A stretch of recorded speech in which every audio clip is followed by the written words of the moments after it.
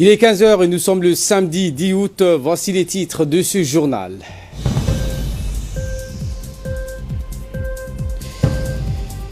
Plus de 2,4 millions de pèlerins se trouvent au mont Arafat. Et dans l'actualité internationale, fin d'une coalition houleuse en Italie. Voilà pour les titres. Merci si vous nous rejoignez sur Télé Djibouti. Après Médine et la Mecque, les pèlerins djiboutiens se sont dirigés vers Mouna avant de prendre la direction du mont Arafat. Ils sont actuellement...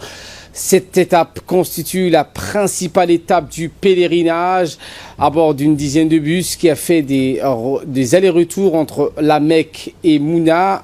Tous les pèlerins sont arrivés ça et sauf à Mouna. Durant la journée, ils ont été logés dans une tente et sont actuellement au mont Arafat, ultime étape du Hajj. Il s'agit bien de la grande mobilisation sur le mont Arafat avec la participation des milliers de pèlerins venus de 4 coins du monde. Tout le long du déplacement, ils sont accompagnés et encadrés par le comité du Hajj qui ne ménage aucun effort pour la réussite du Hajj qui constitue le 5e pilier de l'islam. Pour faciliter le pèlerinage, les prières du midi et l'après-midi ont été réduites à 2 raka'a et tous les pèlerins djiboutiens sont confiants et sont donc actuellement au mont Arafat. Et plus de 2,4 millions de personnes se trouvent au royaume d'Arabie Saoudite pour effectuer le Hajj qui est le 5e pilier de l'islam. Les autorités du pays ont déployé en masse des sécurités tout le long des trajets. Près de 2 millions de pèlerins vont entreprendre le pèlerinage islamique annuel, le Hajj, au moins une fois dans un voyage de leur vie. Au 7 août, le ministère du Hajj de ce pays a déclaré qu'un total de 1 843 961 pèlerins sont arrivés dans le pays par 3 points principaux. La majorité d'entre eux ont atterri dans les différents aéroports de ce pays. Ceux qui sont entrés par voie terrestre et par les ports maritimes ont atteint un record cette année. Au total, quelques 2,5 millions de fidèles entreprendront le pèlerinage cette année selon les médias locaux de l'Arabie Saoudite. Les chiffres montrent qu'environ 700 000 habitants sont autorisés à participer également. Le Hajj, l'un des plus grands rassemblements religieux au monde et l'un des 5 piliers de l'islam. Il consiste en une série de rites religieux qui s'achèvent en 5 jours dans la ville la plus sainte de l'islam et ses environs dans l'ouest de l'Arabie Saoudite. Les pays africains ont chaque année envoyé des centaines de milliers de pèlerins potentiels pour entreprendre cette routine. Le pays de l'Afrique du Nord, tels que l'Égypte, l'Algérie et le Maroc, sont parmi les plus contributeurs de pèlerins. En Afrique subsaharienne, le Nigeria déploie le plus grand nombre de pèlerins. En 2017, le pays a réussi à fournir 79 000 pèlerins. Les pays africains ont dominé les 10 principaux pays producteurs de pèlerins cette année, dans ce qui pourrait être décrit comme une tâche pour la participation africaine. Cette année, les pèlerins de la République démocratique du Congo ont été interdits pour des raisons de santé dans ce pays pour l'Ebola. Retour au pays où les agents de l'agence biométrique ont effectué des consultations dans les régions de l'intérieur. L'objectif est d'examiner les forces, les faiblesses, les risques et les opportunités du système d'état civil.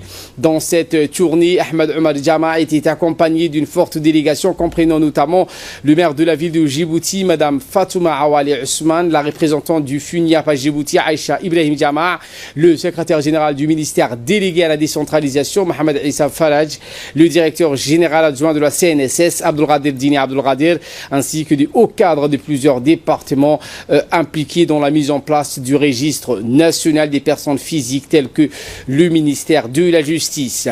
Dans la région d'Arta, les membres de ce comité technique chargé de la mise en place du système biométrique à Djibouti ont eu des réunions de concertation avec une assemblée composée des autorités de la région d'Arta, notamment le préfet et des agents de l'état civil, des représentants de la société civile, des responsables de centres de santé, des directeurs de d'école, des agents de la police ainsi que des hommes et des femmes issus des zones rurales et des localités reculées de cette région.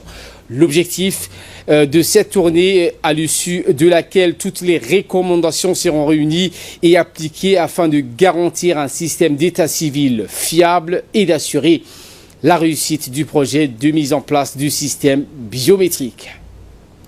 Toujours dans la région d'Arta, suite aux réunions du comité de pilotage sur la mise en place d'identifiants uniques et de registres national personnes physiques dans les régions de l'intérieur, la maire de la ville de Djibouti, Mme Fatouma Awale Ousmane, a précisé que cette tournée fait suite à une volonté politique.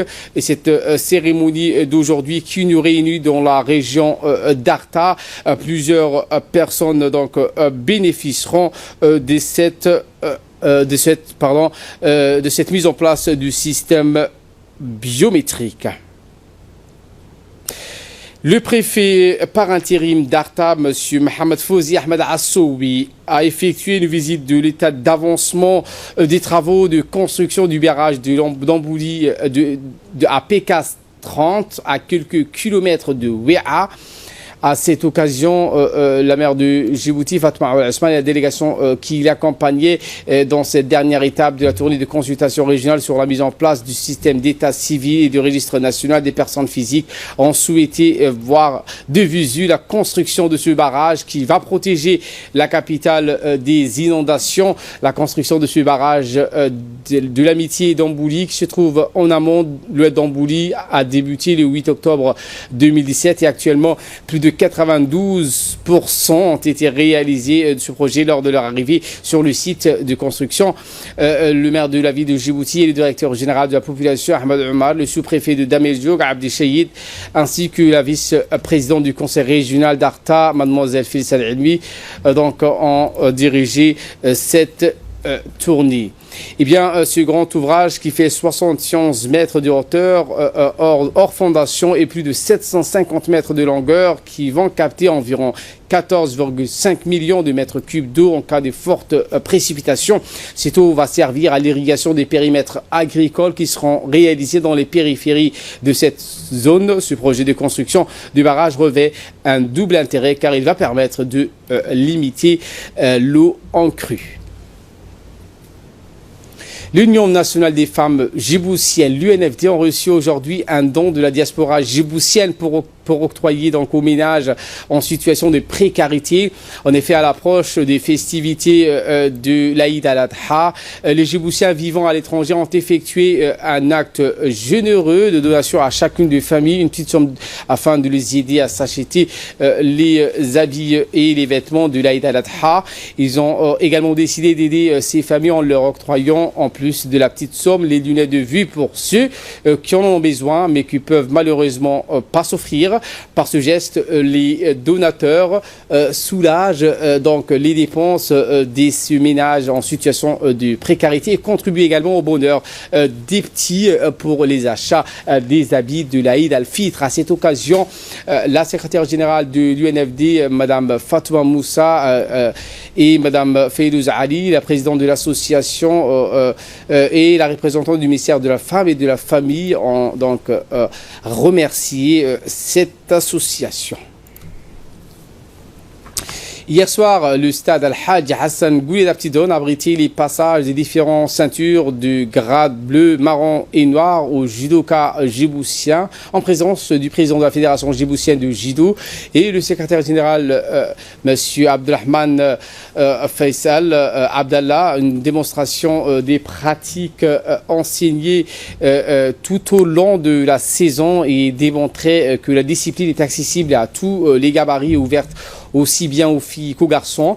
À travers la pratique du judo, il est offert à chacun le loisir de pratiquer ce sport à son rythme. Durant la cérémonie, toutes les catégories d'âge présentaient des démonstrations de leur pratique avant de se voir remettre leur nouvelle ceinture. Le moment tant attendu arrivait avec la remise des ceintures qui valident les acquisitions techniques, les progressions et la connaissance du judo. Les pratiquants recevaient leurs ceintures qui officialisent leur grade. Certains obtenaient leur toute première ceinture, d'autres continuaient de progresser vers la ceinture noire que tous les enfants rêvent d'obtenir un jour. En apothéose de cette cérémonie, Abdelrahman Abdurrahman Abdurraqib donc, et M. Hussein Mohamed ont décroché la ceinture noire première dame, judo. Et de là, nous passons aux nouvelles du monde. Je vous le disais en titre, fin d'une coalition houleuse. 14 mois après la photo de famille, il ne reste plus grande chose de cette coalition hors norme. Il aura fallu 88 jours pour constituer le gouvernement populiste fédéré par Giuseppe Conte. 24 heures seulement pour le faire voler en éclats. La coalition improbable entre les souverainistes de la Ligue et les antisystèmes du mouvement 5 étoiles a fait l'enfeu usé par les différents dont l'un des premiers fut le revenu des citoyennetés, une promesse de campagne des antisystèmes et une mesure d'assistanat pour l'extrême droite. Depuis, la liste n'a cessé de s'allonger. La ligne ferroviaire à grande vitesse entre Lyon et Turin a symbolisé le point de non-retour, trop coûteuse et néfaste à l'environnement selon les mouvements 5 étoiles, indispensable selon la Ligue, des divisions qui se sont étalées jusqu'à sur la scène européenne. Les antisystèmes italiens soutenant l'allemande Ursula von der Leyen à la tête de la Commission européenne, alors que même la Ligue s'opposait à sa nomination.